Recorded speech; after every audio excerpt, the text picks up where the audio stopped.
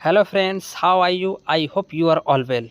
मैं राम कुमार भारती, स्वागत है आप सबका एक बार फिर से मेरे इस यूट्यूब चैनल पर। आज का जो टॉपिक है हमारा वो है ट्रेजियम के बारे में। एक ऐसा डिजीज़ जो कॉमन है, ओल्ड एज में कई केसेस में देखा गया है कि यंग एडल्ट को भी बहुत इजीली हो जाता है। तो आज की इस वीडियो में जो मैं कवर करूँगा वो है व्हाट इज़ ट्रेजियम, ट्रेजियम्स क्या होता है, एटियोलॉजी ऑफ ट्रेजियम, ट्रेजियम होने का क्या क्या कारण है उसके बारे में, and parts of pterygium, pterygium के कितने पार्ट्स होते हैं, and sign and symptoms of pterygium, pterygium अगर किसी को हो गया तो उसके क्या साइंस होंगे, क्या सिम्टम्स होंगे, एंड लास्टली हम देखेंगे इसका ट्रीटमेंट के बारे में कि अगर किसी को ट्रेजियम हो जाए, नखुन्ना हो जाए तो उसका हम इलाज कैसे कर सकते। तो चलिए अपना टॉपिक हम स्टार्ट करते हैं। तो let's start our topic now, ट्रेजियम।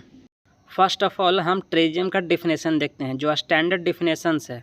It is a degenerative conditions of the subconjunctival tissue which proliferate as a triangular fold of tissue mass to invade the cornea, involving the Bowman's membrane and the superficial stroma, the whole thing being covered by conjunctival epithelium.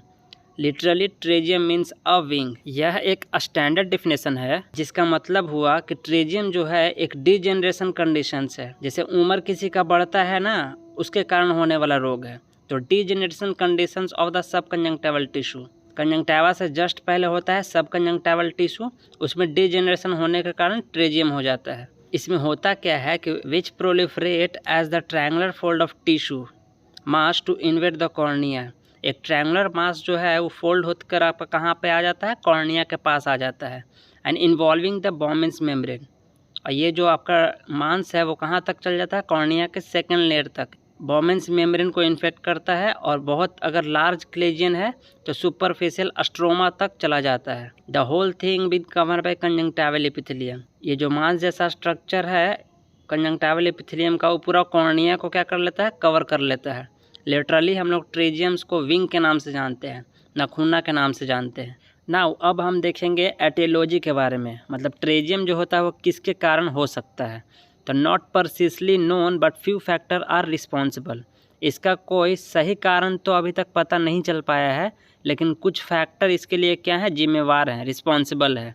जैसे ultra violet irradiation, जैसे सूरज की रोशनी से UV rays निकलते हैं, उसका most common causes है आपका pterygium का। तो pterygium is more common among farmers and outdoor worker. Pterygium जो है वो वैसे पर्सन का होता है जो आउटडोर वर्कर्स होते हैं, घर से बाहर काम करते हैं, धूप में काम करते हैं, जैसे कि किसान और कोई लेबर्स जो सनलाइट में काम करते हैं अधिकतर टाइम। सेकेंड पॉइंट देखिए कि hot, sandy and dusty weather. वैसा पीपल जो हॉट वेदर में या सैंडी वेदर या डस्टी वेदर में रहते हैं, उनको ट्रेजियम होने का चांसेस बहुत ज़्यादा होता है। थर्ड पॉइंट देखिए कि more in topical countries where UV radiation is maximum. मतलब वैसा टॉपिकल कंट्री जहाँ पर गर्मी बहुत ज़्यादा होती है और सूरज की रोशनी बहुत तेज़ होती है, वैसे शहर के लोगों में क्या होता है, ट्रेजियम होने का चांसेस बहुत हाई रहता है, मैक्सिमम रहता है, due to UV radiation.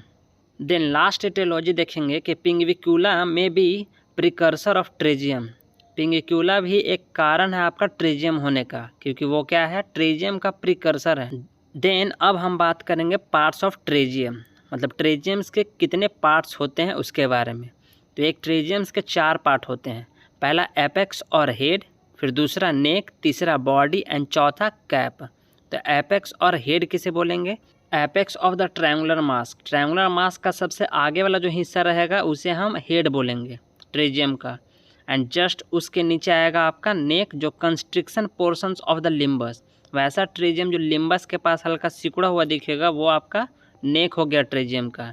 And उसके बाद आता है आपका body, the remaining bulky part and benign the conjunctiva. एक बल्की पार्ट उठा हुआ हल्का सा लचीले टाइप का एक पार्ट होता है जो आपका कंजंक्टिवा पर रहता है, उसे हम बॉडी बोलेंगे। अब आता है इसमें कैप। तो एक कैप होता है एक वाइट सिमिलर ओपेसिटी जैसा स्ट्रक्चर, सबसे आगे में ट्रेजियम के मुंह के पास उजला रंग का दिखाई देता है, उसे हम कैप बोलते हैं। यह हर प्रकार के ट्रेजियम में प्रेजेंट नहीं होता है, किसी किसी ट्रेजियम में प्रेजेंट होता है। इस इमेज के थ्रू देखिए यही कुछ पार्ट्स होते हैं ट्रेजियम के।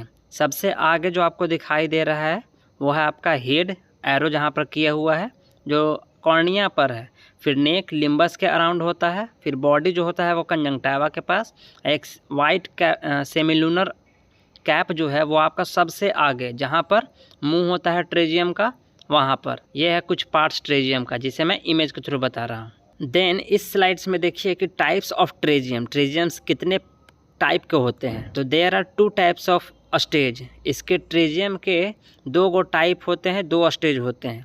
पहला प्रोग्रेसिव स्टेज और दूसरा रिग्रेसिव स्टेज या एट्रोपिक स्टेज। जो प्रोग्रेसिव स्टेज होता है उसमें देखिए कि it is thick fleshy with prominent vascularity, मतलब यह मोटा मांसल स्ट्रक्चर है जिसमें प्रोमिनेंट वास्कुलरिटी होती है। It is gradually increasing in size and encroaching toward the centre of the cornea. यह धीरे धीरे जो इसका साइज है वो क्या होता है, बढ़ते रहता है दिन प्रतिदिन और कॉर्निया के सेंटर की ओर धीरे धीरे बढ़ते चला जाता है। यूजुअली कैप इज़ प्रेजेंट, आमतौर पर जो होता है प्रोग्रेसिव टाइप के ट्रेजियम में कैप प्रेजेंट होते हैं। देन इस स्लाइड्स में हम देखेंगे एट्रोपिक और स्टेशनरी ट्रेजियम्स के बारे में। तो इसमें है कि it is thin attenuated with poor vascularity, यह पतला और मांसल और पुअर वास्कुलरिटी वाला ट्रेजियम है। No opaque spot is seen, opaque spots कहने का मतलब इसमें कैप प्रेजेंट नहीं होता है कोई भी। एंड इट इज स्टेशनरी, मतलब यह अस्थिर होता है, बिल्कुल एक जगह रुका हुआ होता है, इसमें कोई ग्रोथ नहीं होता है, ये एक जगह ट्रेजियम बिल्कुल जा कर के रुक जाता है, जिसे हम एट्रोफिक या स्टेशनरी ट्रेजियम कहते हैं। देन अब हम देखेंगे सिम्टम्स के बारे में, मतलब पेशेंट्स के लक्षण के बारे में, पेशेंट्स क्या क्या बताएगा। ठीक, तो ट्रेजियम का जो सिम्टम्स है, फर्स्ट पॉइंट देखिए कि appearance of mask on the nasals and rarely on temporal side of the cornea.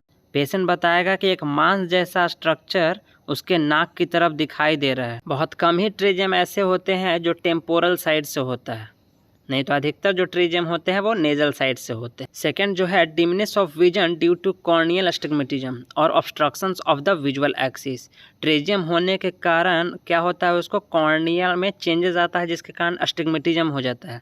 और जब पेशेंट्स को अस्टिग्मेटिज्म हो जाएगा तो उसको डिस्टेंस का विजन क्या हो जाता है, धुंधला दिखने लगता है। And obstructions of the visual axis, visual axis कहने का मतलब उसको देखने में भी क्या होता है, रुकावट उत्पन्न होती है। And the last point rarely diplopia due to limitations of ocular movement specially when associated with symblepharons. बहुत कम ऐसा देखा गया है कि पेशेंट्स कंप्लेन करता है कि उसे कोई भी चीज़ डबल डबल दिखाई दे रही है, 2 या 2 से ज़्यादा दिखाई दे रही है। डिप्लोपिया का ऐसा होता क्यों है, क्योंकि ट्रेजियम होने के कारण उसका ओकुलर मूवमेंट में लिमिटेशन आ जाता है, पहले की तरह जैसा आँख मूव नहीं कर पाता है। ट्रेजियम हो जाने के कारण उसका ओकुलर मूवमेंट में क्या आ जाता है, रुकावट आ जाती है, जिसके कारण उसका क्या होता है, डिप्लोपिया होता है। एक और कारण है डिप्लोपिया होने के कारण, वो है आपका सिम्बलिफेरॉन। सिम्बलिफेरॉन ऐसा कंडीशंस है आई का जिसमें क्या होता है कि आपका पल्पेब्रल कंजंक्टिवा से बल्बर कंजंक्टिवा क्या हो जाता है, एडहेशन होता जाता है, चिपक जाता है, जिसके कारण आपका सिम्बलिफेरॉन होता है। अगर वैसा कंडीशन हो जाता है तो आदमी को क्या होता है, डिप्लोपिया दिखता है ट्रेजियम में। अब देखेंगे साइन ऑफ ट्रेजियम। ट्रेजियम वाले पेशेंट्स में हमें क्या क्या साइन देखने को मिलेंगे। डिक्रीज विजुअल एक्यूटी, उसके विजुअल एक्यूटी में क्या आएगी, कमी आएगी, उसके आँख की रोशनी में कमी आएगी। And triangular fold of mass conjunctival mass encroaching upon the cornea in variable degree. जब हम टॉर्च लाइट से एग्जामिनेशंस करेंगे तो हमें देखेगा कि एक ट्रायंगुलर फोल्ड है मास का, जो नाक की तरफ से निकल के कॉर्निया की तरफ क्या कर रहा है, धीरे धीरे ग्रोथ कर रहा है। And third, it is usually bilateral and mainly on the nasal side at the palpebral aperture. यह आमतौर पर बायलेटरल होता है और मुख्य रूप से पल्पेब्रल अपर्चर पर नाक की तरफ होता है। देन लास्टली हम देखेंगे ट्रीटमेंट ऑफ ट्रेजियम। ट्रेजियम का इलाज कैसे कर सकते हैं, तो इस स्लाइड्स में देखिए कि treatment is done on the basis of type of pterygium. जो ट्रीटमेंट है आपका ट्रेजियम का वो डिपेंड करता है टाइप्स ऑफ ट्रेजियम पर, ट्रेजियम किस प्रकार का है उस पर। तो पहला देखिए atrophic pterygiums and if it is just on the cornea. अगर ट्रेजियम एट्रोफिक है, ठीक, अगर वह रुका हुआ ट्रेजियम है और बस्ट आपका कहाँ पर है, कॉर्निया के पास है, it is the best left alone with periodic follow up of the patient. Simply अगर रुका हुआ ट्रेजियम है या धीरे धीरे ग्रो करने वाला ट्रेजियम है तो इससे अच्छा कंडीशन है, हमें क्या कर देंगे, पेशेंट्स को फेलो अप पे हम रख देंगे। हर 6-6 मंथ पे पेशेंट्स को बुलाएंगे और चेक करेंगे कि वो ट्रेजियम्स कितना बड़ा है। पहला ट्रीटमेंट तो वो हो गया। देन अब हम देखेंगे प्रोग्रेसिव ट्रेजियम, वैसा ट्रेजियम जो क्या करता है, ग्रो करते जाता है, उसका ट्रीटमेंट हम क्या करेंगे। तो इसमें फर्स्ट पॉइंट देखिए कि simple excisions of pterygium with conjunctiva and keeping the limbus and adjacent scleral area bare. इसमें हम सिंपल सा चीरे लगा करके ट्रेजियम को कंजंक्टाइवा के साथ क्या कर देंगे, अलग कर देंगे। और जब कंजंक्टाइवा को ट्रेजियम से हम अलग कर देंगे तो कुछ एरिया बच जाएगा, जैसे लिम्बस का एरिया बच जाएगा वहाँ पर। और जहाँ पर ट्रेजियम जितना एरिया में हम काट के निकाले हैं उस खाली जगह को हम क्या कहते हैं, बेयर स्क्लेरल एरिया कहते हैं। मतलब सिंपली हम क्या किए, सिर्फ ट्रेजियम्स को काट के हटाए हैं, उसके बाद हम कुछ नहीं किए। पहला ट्रीटमेंट इसका ये है। फिर इसी में देखिए कि ट्रांसप्लांटेशन ऑपरेशंस में sub conjunctival dissections of pterygium and excisions with bare sclera. मतलब ट्रेजियम को सब कंजंक्टाइवा के साथ निकाल देते हैं और बेयर स्क्लेरा को भी साथ में हम लोग निकाल देते हैं।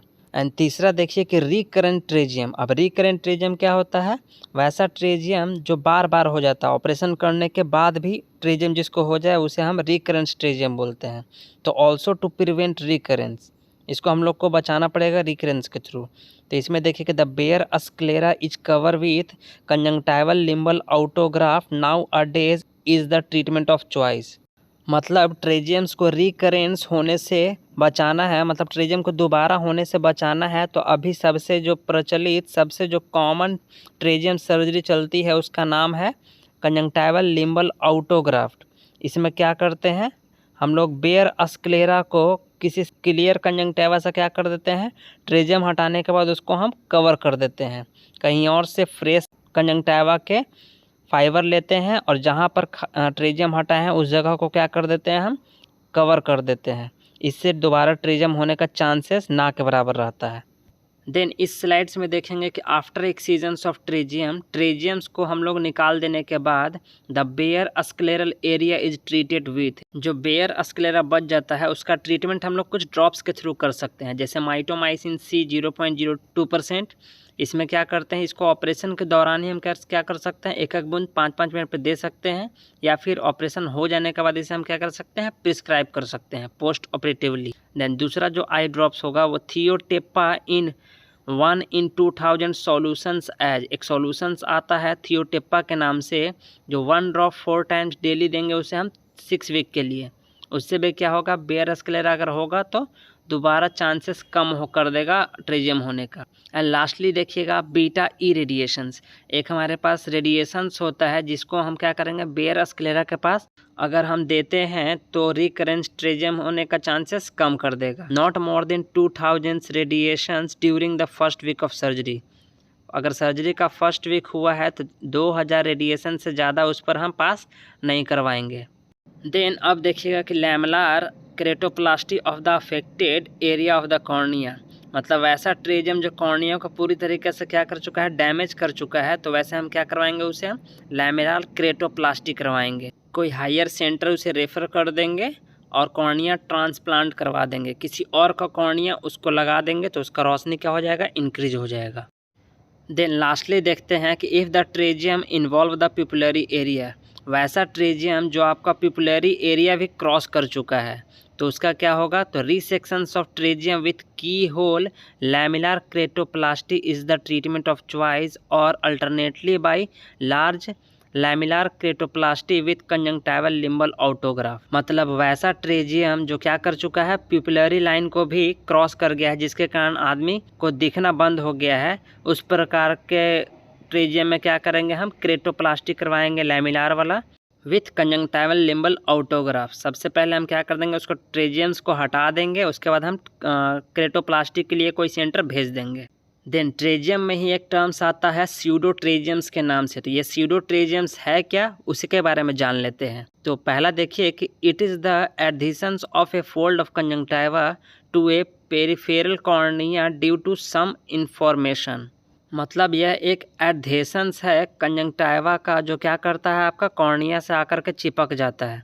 अभी हमने ट्रेजियम्स के बारे में देखा कि वो क्या करता है, नेजल साइड से ग्रो करता है, नाक की तरफ से निकल के कॉर्निया की तरफ बढ़ता है, लेकिन जो स्यूडोट्रेजियम है उसका डायरेक्शन जो होगा वो अनऑर्थोडॉक्स रहेगा, किधर से भी जा सकता है, ऊपर से, नीचे से, बाएं से, जस्ट अपोजिट साइड। अगर वैसा चीज़ें दिखाई देगी जैसा आपको इमेज में दिखाई दे रहा है तो वो कहलाएगा स्यूडोट्रेजियम।